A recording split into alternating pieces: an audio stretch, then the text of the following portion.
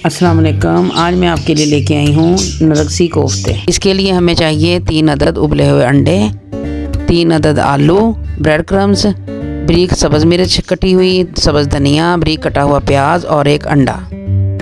इसके लिए आप एक फ्राई पैन लें, उसमें 2 चम्मच घी डाल लें और उसमें कटा हुआ प्याज डाल दें। इसे हल्का सा ब्राउन करें। जब प्याज हल्का ब्राउन हो जाए तो इसमें आलू लें, अपने हाथों से मसल कर आलू डाल लें। अब इनको मैश करते हुए आप डाल लें इसमें आधा चम्मच ज़ीरा, आधा चम्मच गरम मसाला, फिर इसमें साथ ही डाल दें आधा चम्मच पिसा हुआ सूखा धनिया, आधा चम्मच सुरख मिर्च और आधा चम्मच दादड़ मिर्च। चम्मच का चौथा हिस्सा डाल दें हल्दी का और नमक डाल दें हस्बे ज़रूरत।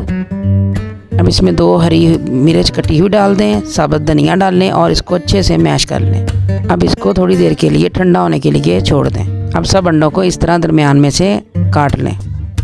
अब अपने दोनों हाथों पर इस तरह हल्का सा ऑयल लगाएं। सारे अंडों को मिक्सर के साथ कवर कर लें।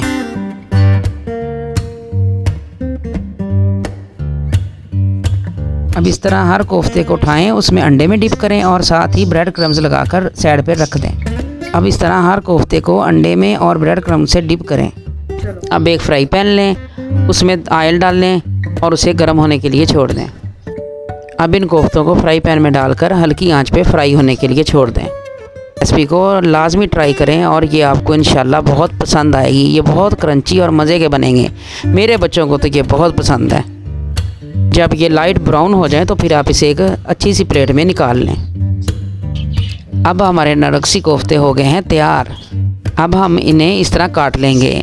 यकीनन मुझे उम्मीद है कि आपके मुंह में पानी तो ज़रूर आ गया होगा, इसलिए आप इन्हें फ़ौरन ट्राई करें और रमज़ान के मज़े लें। अगर आपको मेरी वीडियो अच्छी लगी है तो इसे सब्सक्राइब करें और वीडियो को लाइक और शेयर करें।